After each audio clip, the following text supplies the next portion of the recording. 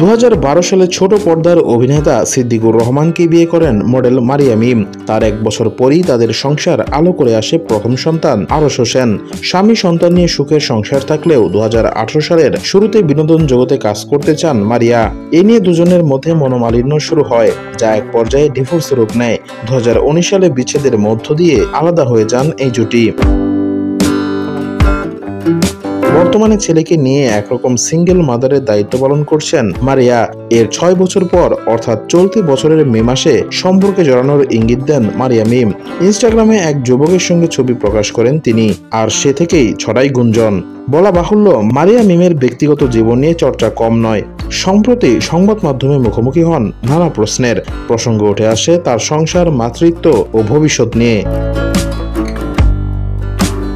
মারিয়া মিম জানালেন, 6-7 বছর ধরে প্রাক্তন স্বামীর সঙ্গে সাক্ষাৎ নেই তার। তিক্ত সুরে মজার ছলে প্রাক্তনকে নিয়ে এই মডেল বলেন, আমি ওর মুখই দেখতে চাই না।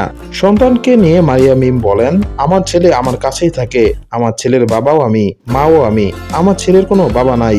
আমার ছেলেও এখনো তার বাবাকে পছন্দ করে না। তার সবকিছুই আমি।